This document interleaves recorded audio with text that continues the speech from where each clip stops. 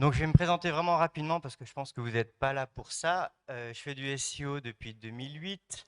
J'ai pratiquement 10 ans d'expérience en agence, 4 ans d'expérience chez l'annonceur.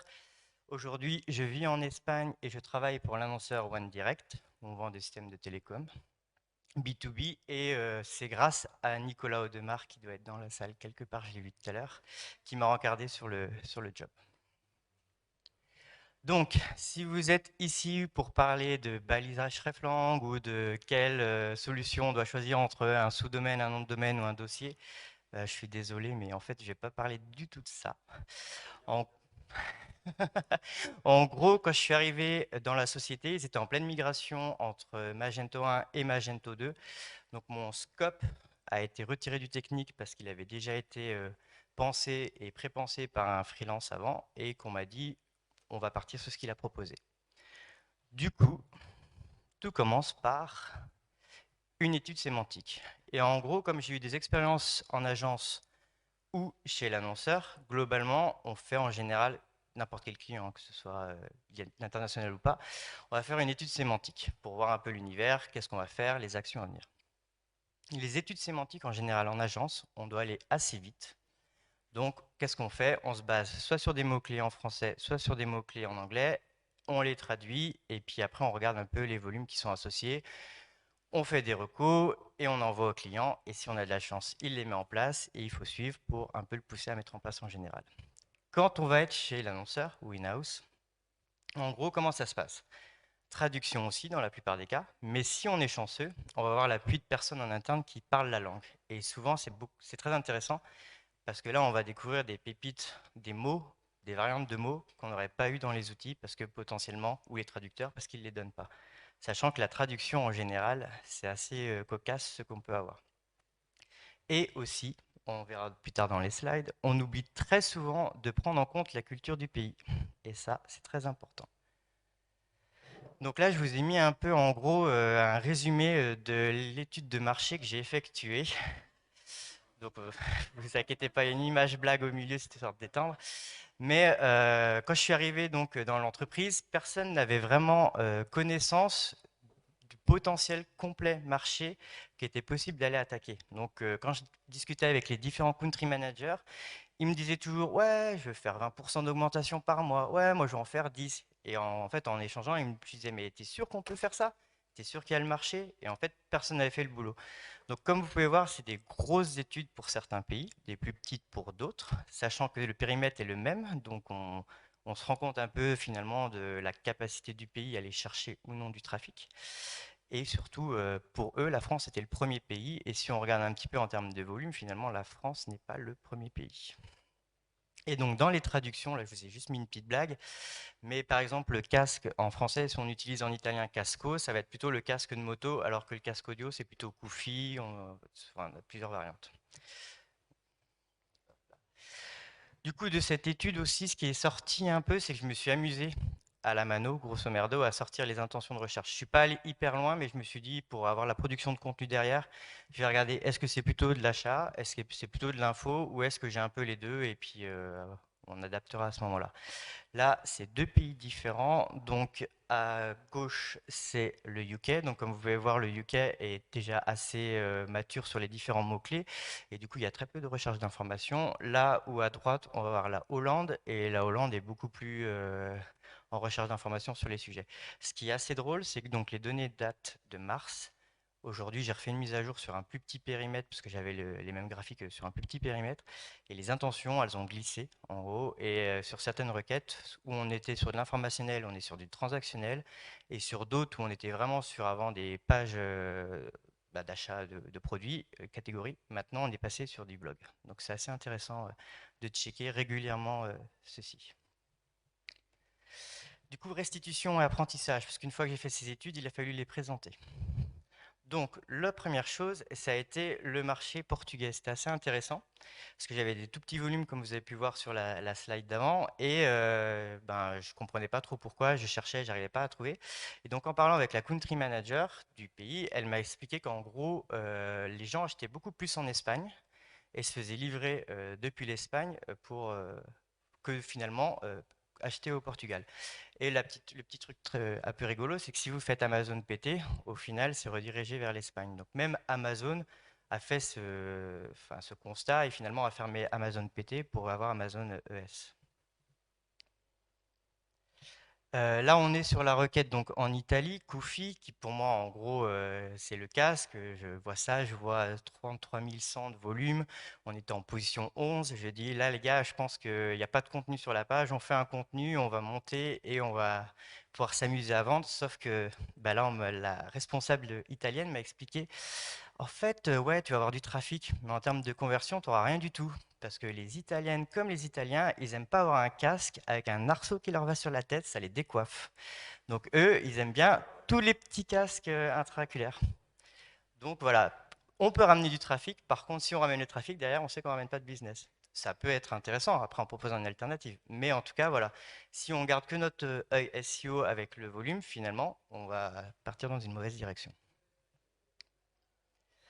Donc là, c'est pareil, une fois que les restitutions ont eu lieu, il y a eu les premières mises en place des différentes choses. Donc, même si je vous ai dit que j'avais pas fait de technique, j'ai eu quelques petits soucis au moment des migrations qui m'ont du coup imposé à faire des recours. Donc, comme vous savez, on est tous français, on apprend l'anglais à l'école, on on l'améliore en voyage à l'étranger ou si on habite dans un pays étranger. Et eux sont aussi étrangers et ont appris l'anglais. C'est pas leur langue naturelle. Du coup, petite chose à savoir, si vous dites à quelqu'un I have a problem, c'est apocalypse, on arrête tout, on corrige. Alors, il ne faut pas utiliser problème, c'est issue. Très important, parce que si vous ramenez 5 fois ou 6 fois avec I have a problem, à la fin, ils vont dire putain, lui, il nous casse les couilles, next, quoi. Ça, c'est le premier problème. Le second problème, ça va être la communication. Parce qu'on va utiliser des mots qui pour nous ont un sens, mais qui n'ont pas forcément le même sens pour la personne qui est en face. Donc, ce qui est assez intéressant à faire, j'ai fait un extrait parce que sinon c'était trop gros, c'est en gros de templétiser tous les tickets que vous allez faire. Donc, dans un premier temps, vous mettez un peu le problème, qu'est-ce qui se passe, vous expliquez. Après l'impact, parce qu'au final, quand vous montrez l'impact que ça a, ben, les développeurs, si c'est avec des développeurs que vous parlez, ils sont contents de savoir finalement qu'est-ce qu'ils vont corriger, quel est l'impact que ça va avoir, la solution, et enfin, parce que c'est toujours intéressant, de mettre des conditions de validation qui permettront du coup au moment où vous allez commencer à recéter, de prendre vos conditions de validation une par une et de se dire ah ben attends celle-là elle est déjà pas bonne, hop, je renvoie, je dis qu'il y a un souci. Et autre chose qui peut être hyper intéressante et qui fonctionne plutôt bien, ça va être de limiter votre vocabulaire. Aujourd'hui, je limite mon vocabulaire dans mes tickets et dans mes échanges à 200 mots parce que ça permet de vraiment fluidifier. Alors, ça paraît bête, hein, mais en fait, du coup, ces 200 mots à la fin, je pense que dans quelques temps, tout le monde sera OK avec ces 200 mots, on pourra passer à 300 et ainsi de suite. Et du coup, vous fluidifiez les échanges et vous êtes sûr qu'il n'y a pas d'erreur d'incompréhension. Les clichés. Ah, on va en parler des clichés.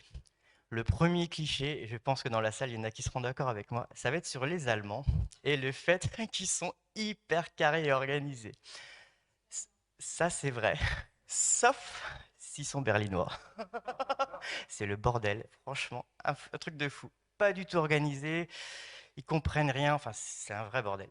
Le reste des pays, c'est génial. Enfin, tous les autres. Mais les Berlinois, je vous le dis. Et c'est bon à savoir, hein, parce que je sais. Elle ne peut pas le dire, mais elle a vécu ça. C'est l'autre, c'est un truc aussi qui m'a un peu choqué, les Hollandais. Les Hollandais sont hyper francs et directs. C'est-à-dire que je suis arrivé pour faire modifier mes balises title avec des recos. La première chose que la personne que j'ai eu en face de moi, pour pas dire son, m'a dit, c'était ça me fait chier. Elle l'a fait, mais la première chose qu'elle m'a dit, c'est ça me fait chier. Et franchement, ça vous bloque. Vous êtes là, ouais, mais tu vas le faire, tu vas pas le faire, ça me fait chier. Après, 2 jours après, elle me dit, c'est bon, c'est fait. Mais voilà. Donc, quand vous bossez avec ces gens-là, si vous disent quelque chose, vous savez qu'en gros, ils vont tenir leur parole, ils vont le faire. Donc, mais ils sont très francs et directs. Et enfin, le dernier cliché, ça va être les Espagnols qui sont un peu fainéants. Avec du recul, je dirais pas qu'ils sont fainéants, c'est juste qu'il n'y a pas de stress. C'est-à-dire qu'en gros, il va te dire, je te le fais, sans stress, sans rien. Tu vas arriver, tu vas le voir, tu fais alors c'est fait, t'inquiète pas, je te le fais. Ça a toujours un peu de retard. Le retard n'est pas un souci. Mais après, c'est peut-être mon expérience, mais globalement, en gros, les clichés, c'est ça. Aussi, ce on va être confronté quand on bosse avec différents pays, c'est les outils. Parce qu'on a chacun des préférences d'outils en fonction des pays. Et par exemple, autant, moi j'ai l'habitude d'utiliser Yotex Guru par exemple, parce que ben, en France, c'est celui que j'ai utilisé depuis des années. Et eux, ils étaient plutôt Moz ou SEMrush, Writer, je sais plus comment on s'appelle. Et en gros, quand j'ai ramené Yotex Guru, je me suis mis en frontal avec le UK et l'Allemagne parce que pour eux, en fait, Yotex Guru n'est pas assez visuel. Eux, ils aiment bien avoir tous leurs petits indicateurs, un peu comme Yoast, vous savez, qui passent orange, enfin, orange, jaune, vert, ainsi de suite, quoi. Donc c'est assez compliqué de leur faire changer d'outil. On a fait des tests pour leur montrer qu'en fait, ils avaient des résultats qui étaient similaires ou meilleurs en utilisant Yotex Guru, mais c'est pas acté. Donc voilà, si vous bossez à l'international, sachez que parfois c'est compliqué. Une petite anecdote, parce que celle-là, je l'avais jamais vue encore. En gros, j'ai une des country managers qui a lu un article comme quoi, alors je sais pas où est-ce qu'elle l'a lu, mais dans les balises canonical, il fallait mettre ce qui était le plus important en fait, en URL je pense, mais elle a compris en mots-clés. Donc je me suis retrouvé après la migration à avoir petit à petit des pages qui tombaient. Donc mon premier réflexe, ça a été, mince, la migration, il y a un souci, il faut chercher. Donc j'ai commencé à chercher, je trouvais pas, je me disais mais c'est pas possible. Et puis plus je scrollais le site, plus je me disais mais il y a des canonical qui n'étaient pas là avant. Et en regardant les canonical, je vois des listes de mots-clés. Et je me dis non mais c'est pas vrai. Donc j'ai été voir la responsable, je dis tu sais ce qui se passe? Et elle me dit ouais j'ai lu dans un article, il faut mettre tout ce qui est important. Donc du coup je mets les mots dedans. Voilà. Celle-là elle est drôle, elle m'a fait rire. Sur le coup là, j'ai pas rigolé parce qu'après il faut récupérer les positions. Mais aujourd'hui, franchement j'en rigole parce qu'on me l'avait jamais fait. Ça va être très très vite, je pense, parce que j'ai fini là du coup. J'ai ma question mug.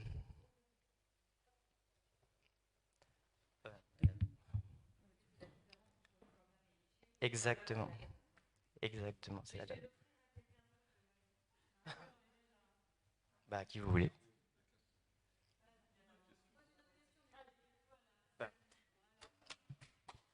Et on applaudit bien fort. 15, 30. Est-ce que vous avez des questions? Vous êtes prêts à travailler avec des Berlinois? C'est elle qui a travaillé aussi. C'est le bordel. C'est particulier. Je suis super Oui, polie. Non, j'aurais voulu approfondir un petit peu avec toi parce que ça, c'est un des trucs que je défends énormément. C'est, tu sais, quand on dit il faut prendre absolument en compte la culture d'un pays. Et moi, j'ai souvent un exemple. Je compare, je fais l'exemple le plus gros possible. Tu sais, entre un Français et un Américain, où il va chercher son mot-clé, ça va être produit ou service plus pas cher pour un Français et un Américain, c'est best plus produit ou service. Et ça montre en fait l'étendue et sur pas mal de niches, en fait, on le voit. Et ça, c'est pas des mots-clés qu'on peut traduire, c'est carrément des stratégies complètement différentes. Je voulais savoir si c'était des choses que toi, tu avais aussi rencontrées. je Parce que l'ai moi, j'ai dû l'expliquer à des clients et c'est pas je toujours l'ai facile. aussi entre le. Bah, je bosse aussi, on est au UK, et du coup, la stratégie de mots-clés du UK n'est pas du tout la même que va être en Allemagne ou en Hollande. Et ce qui est encore plus compliqué du coup pour nous, c'est que quand tu peux t'aider de quelqu'un qui est natif du pays, finalement, tu vois, tu vas échanger et tu vas dire voilà, je veux, bah, comme tu dis, je veux parler du moins cher. Il va dire ouais, moi dans mon pays, moins cher, c'est pas ce qu'il faut, c'est le best. Sandrine s'en Voilà. va. Au Et, revoir. puis Applaudissements pour Sandrine. dans un autre pays, par exemple toi le pas cher au Portugal finalement, pareil, j'ai des petits volumes, c'est pas finalement alors qu'on pourrait se dire les gens ils vont chercher ça, mais c'est pas vraiment ça. C'est plutôt alors je crois que c'est Melores parce que je ferais pas dire de bêtises, je maîtrise pas la langue, mais toi c'est plutôt pareil le meilleur produit que le produit le moins cher, quoi. Donc c'est vrai que si vous voulez aller à l'international, au final, ça dépend quel pays vous allez cibler, mais honnêtement, faites-vous toujours accompagner de quelqu'un, des traducteurs, il y en a, enfin, ou des consultants, c'est facile à trouver, quoi. Il y a une question là-bas? Bonjour, merci. Vas-y. Je rebondis sur ce sujet, plus au niveau de l'organisation, tu parles de traducteur ou autre. Quand tu es arrivé, ça s'organisait comment et est-ce que tu as un modèle d'organisation en ayant des acteurs locaux, des acteurs plus globaux, peut-être par continent ou autre? Enfin, Alors nous, quand je suis arrivé dans la boîte, en fait, ils créaient la cellule internationale parce qu'à l'origine, chaque pays gérait gérait de son côté et ils se sont rendus compte qu'ils avaient des déficits parce qu'ils n'avaient personne en SEO dans aucun pays. Pour tout ce qui était SIA, c'est pareil, tu vois, ils se partageaient un peu les ressources, mais du coup, ça ne fonctionnait pas.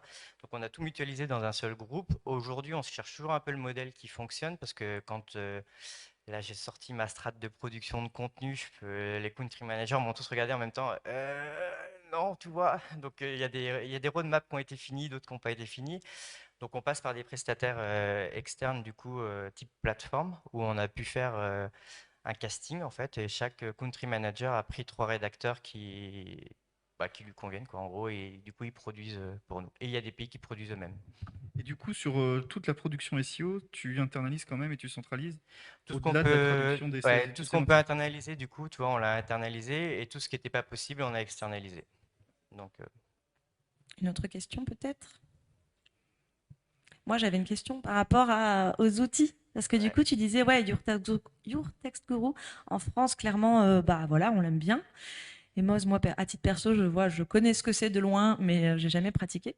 Est-ce que du coup, par rapport à chaque pays, tu t'adaptes vraiment à chaque pays et donc au final, toi, tu dois jongler sur 4-5 outils différents ou est-ce que tu as essayé de pousser, comme tu disais? Alors, en gros, l'idée, c'était, comme on mutualisait tout le service marketing, c'est de mutualiser les outils et d'arrêter que chaque pays paye ses outils indépendamment. Donc, c'est pour ça que je vous disais que c'était compliqué, c'est que aujourd'hui, on a toujours Moz, parce qu'il y a des pays qui veulent pas lâcher Moz, donc ils le payent par eux-mêmes. Mais sur l'ensemble des pays que j'ai, il n'y a plus que 2 pays qui utilisent Moz, et même le UK commence petit à petit à utiliser Yotex Guru, mais il transite doucement en fait.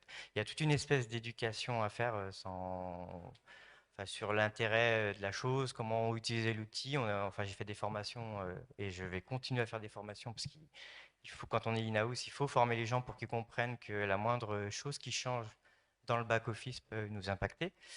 Et du coup, sur les outils, ça fait partie de cette formation, éducation.